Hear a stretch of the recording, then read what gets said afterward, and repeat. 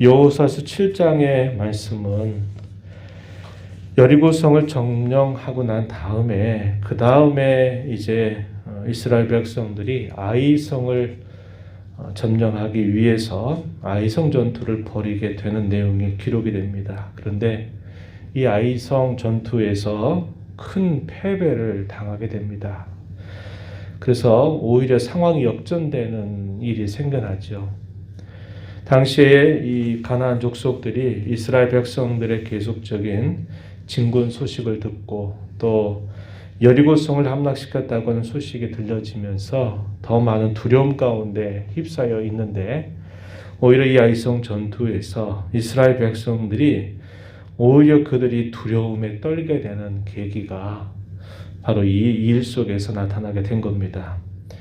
이게 도대체 무슨 일인가 했더니 은밀하게 범해졌던 그 범죄 사실 때문에 하나님께서 이 아이성 전투에서 패배를 경험하게 하시는 것임을 본문이 잘 보여줍니다. 그래서 이러한 문제를 해결하기 위해서 우선적으로 선결되어야 하는 문제가 무엇이었냐면 그들 가운데 은밀하게 범해졌던 그 죄를 빨리 처리하는 문제에 있다라는 사실을 이 말씀 속에서 잘 보여주고 있습니다.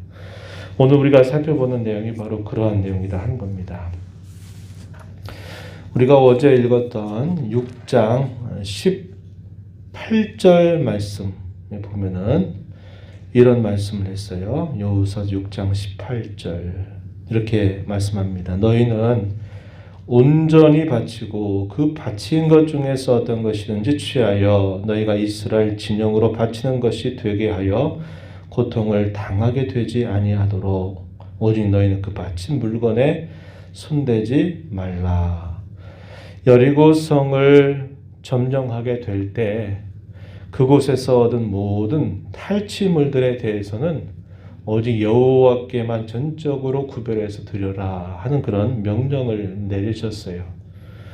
그것은 그 전쟁에 있어서 승패가 사람에게 달려있는 것이 아니라 전적으로 하나님의 일하심에 달려있다. 그래서 그 모든 승리의 결과를 하나님께 영광이 되도록 하시는데 그 뜻이 있었다는 겁니다. 이러한 말씀을 그들이 거절하게 될 때 고통을 당하게 된다라는 사실을 이미 이야기를 했던 것인데 이 사실을 가볍게 여기고 유다 지파 자손 중에서 아간이라고 하는 사람이 그 하나님의 명령을 저버리고 악을 행하게 됩니다. 7장 1절 말씀으로 와서 보면은 이렇게 말합니다. 이스라엘 자손들이 온전히 바친 물건으로 말미암아 범죄하였다. 그 범죄한 내용은 유다 지파 쭉 가면 아간이 온전히 바친 물건을 가졌습니다. 이렇게 말합니다. 이 일로 인하여 하나님께서 이스라엘 자손들에게 진노하셨다라고 말합니다. 이스라엘 백성들이 전체가 한 몸처럼 움직여서 이 여리고 성을 무너뜨린 일에 동참을 했습니다. 언약궤를 앞서오고 또 무장된 구세들이 함께 가고 제사장들은 양각 나팔을 불고 온 이스라엘 백성들은 그들이 전체가 하나가 되어서 여리고 성을 매일 한 번씩 돌다가 마지막 날에 7번을 돌고 큰 함성을 질렀을 때 이 여리고 성 한편이 무너지게 되면서 이 여리고 성을 점령하게 된 겁니다.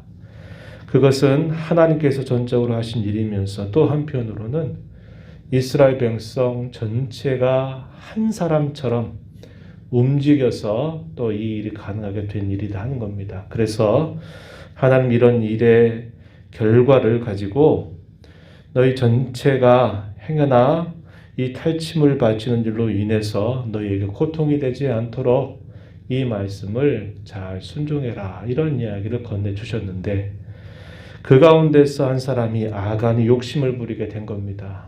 그 욕심을 부렸던 내용이 뭐냐면 시날산에서 얻은 아름다운 외투 한 벌을 그가 취하게 되었고요.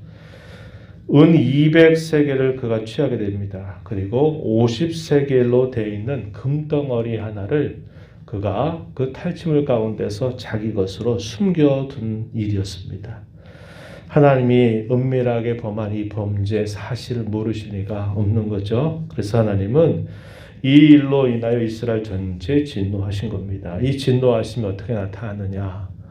아이성을 정탐하고 이 아이성과의 전투를 벌이게 되죠. 그리고 손쉽게 승리를 이룰 것이다 라고 생각했지만 오히려 그 아이성 전투에서 패배를 당하게 되면서 이스라엘 백성들의 마음이 오히려 녹아버리게 되는 위기를 만나게 된 겁니다.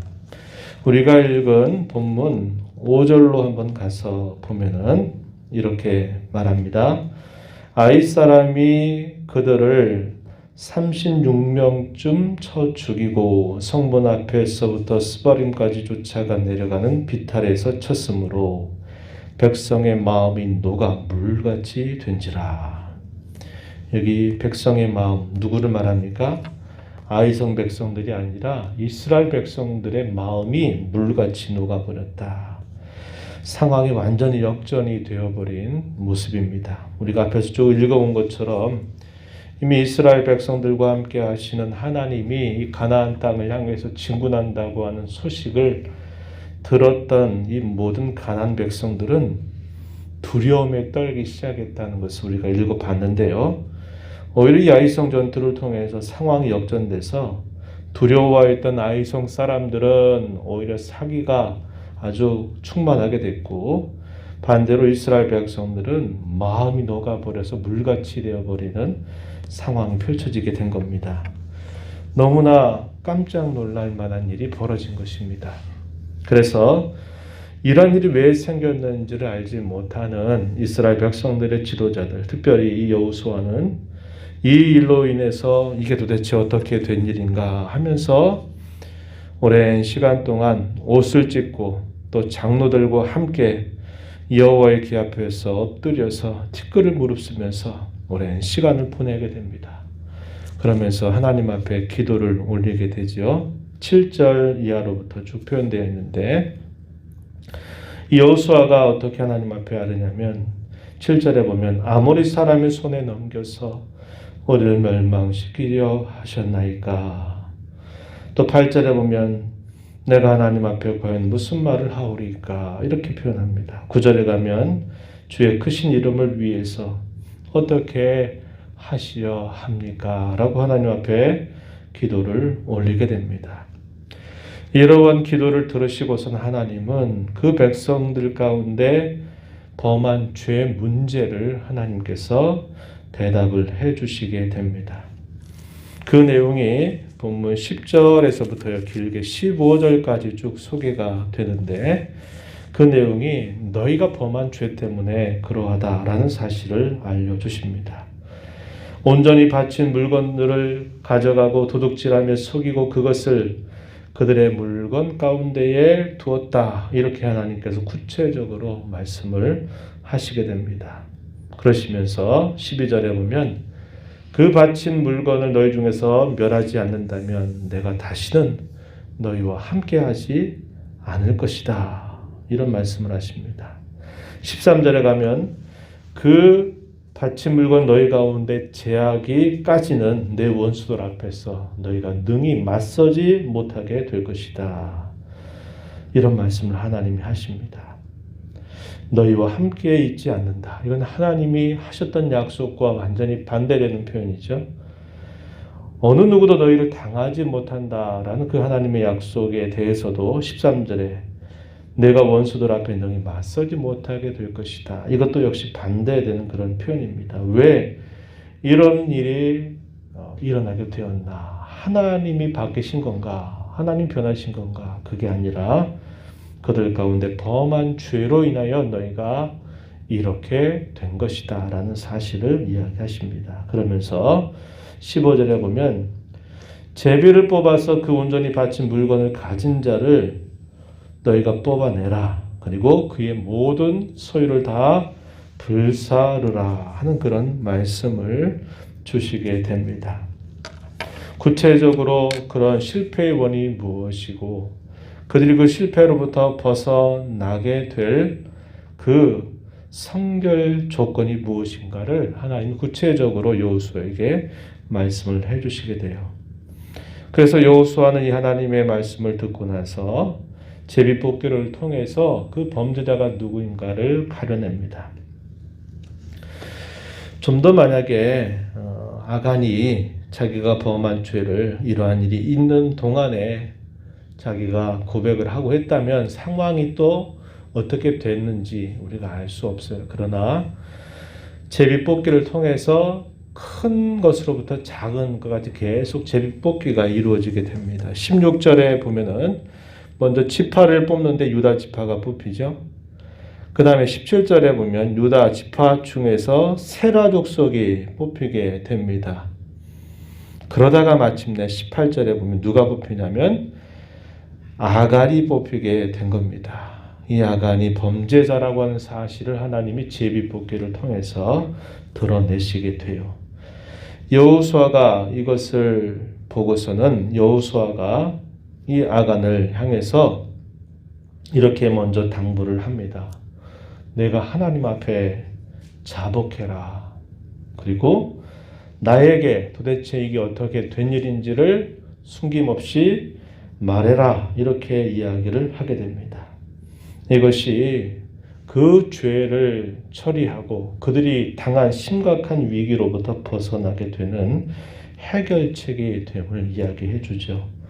그랬더니 이 아간이 이야기하기를 아까 말씀을 드렸던 것처럼 외투 한 벌을 자기가 취했고 또 은 200세겔을 취했고 50세겔로 되어 있는 금덩이 하나를 자기가 취했다라고 고백을 하게 됩니다. 그리고 그것을 백성들 앞에 가져오게 되죠. 그리고 받은 그것을 여호와 앞에 다 쏟아냅니다. 그리고서 어떻게 하냐면 한 골짜기로 아간과 그의 모든 소유 또 그가 탈취한 모든 탈취물들 그리고 모든 가축들 아들들 딸들 할 것 없이 그의 모든 소유를 다 가지고 한 골짜기로 데려갑니다. 거기서 돌로 치고 거기서 불사르게 되면서 그의 온 가족과 소유가 다 거기서 죄값을 치르게 돼요. 그럼으로써 여호와께서 내리셨던 맹렬한 진노가 그치게 되는 일이 해결이 생겨나게 된 겁니다. 그래서 그곳에 이름을 두고 괴로움의 골짜기, 우리 잘 기억하는 악을 골짜기라 하는 이름이 붙여지게 된 것이 마지막 절에 표현이 되어 있다는 겁니다. 우리는 이걸 통해서 그들은 두 가지의 싸움을 했어야만 한다는 것을 우리가 깨닫게 돼요. 그게 뭐냐면 하나는 실제적으로 이방 나라들과의 싸움을 치르는 일입니다. 눈에 보이는 싸움이에요.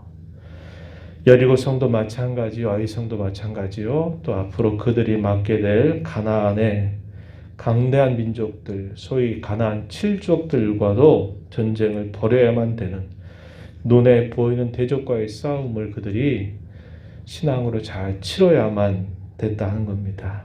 그런데 또 하나의 싸움이 있어요. 그게 뭐냐면 죄와의 싸움이다라는 것을 분명하게 보여줍니다. 이것은 어떤 의미에서는 은밀할 수 있고 보이지 않을 수 있는 싸움이에요. 그러나 시간이 지나면 반드시 드러나서 공동체 전체를 위기 가운데 몰아넣을 수 있는 진짜 중요한 싸움.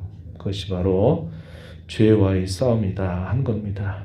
그것은 하나님의 백성들 가운데서 생겨날 수 있는 그 죄, 그거의 싸움이 대적들과 싸우는 싸움보다도 더 우선적이고 더 중요하다라는 것을 우리는 이 이야기를 통해서 살펴보게 된다 하는 겁니다. 오늘도 마찬가지다 하는 것을 우리는 배우게 되죠. 우리 안에 있는 죄악된 본성, 남아있는 끊임없는 이 약한 본성들을 우리가 생각하고 싸우지 않는다면 우리의 삶 속에서 맞닥뜨리는 모든 영적인 싸움에서 우리는 결국 패배하게 될 수밖에 없다라는 것을 우리는 배우게 되는 겁니다. 오늘도 말씀하시는 하나님 앞에서 또 말씀하시면서 우리 앞서 행하시는 하나님 앞에서 늘 우리 자신들을 주님의 말씀을 통해서 잘 되돌아봐서 우리 안에 있는 죄들을 늘 씻어내고 이 죄를 제거하고 이것이 무엇보다도 중요하고 또 성결적인 싸움이다라는 것을 우리 마음에 잘 새겨서 우리가 무엇을 하든지 또 어떤 형편에 처하든지 간에 이런 죄와의 싸움, 우리 안에 있는 이 죄를 벗어버린 이 싸움을 잘 이루어가는 저와 여러분이 되기를 진심으로 바랍니다. 우리 자신 안에 있는 그런 예쁜 성들, 우리 가운데서 또 일어나는 여러 죄의 모습들, 하나님의 백성들, 교회라고 하는 공동체 내에서 일어나는 그런 죄의 문제에 관하여서도 우리가 잘 처리하고 해결하지 않게 되면 그게 결국 전체를 위기로 몰아넣을 수 있다는 것을 우리가 잘 기억해서 거룩한 성도로 살아가는 저와 여러분 속에 이런 죄를 늘 제거하는 일들, 또 이러한 죄를 범했을 때 참되고 진실한 회개를 통해서 또 이 죄를 씻어내는 일, 이러한 일들을 잘 감당하며 살아가는 저와 여러분 모두가 되기를 진심으로 바랍니다. 하나님 아버지, 오늘도 저희들을 불러주셔서 주님의 말씀을 또 듣고 그 말씀을 생각하고 그 말씀을 통해서 저희들을 향하신 주님의 뜻이 무엇인가를 다시 살펴보게 해주셔서 감사합니다. 한 사람의 범죄가 그 민족 전체의 위기를 가져다 주는 그런 문제가 된 것을 저희가 살펴보고 아이성 전투에서 그들이 큰 패배를 당하면서 그 상황이 오히려 역전되어 하나님의 백성들이 오히려 두려움 가운데 휩싸이게 되고 백성의 마음이 물같이 녹아버리는 일이 생겨났던 것을 살펴보았습니다.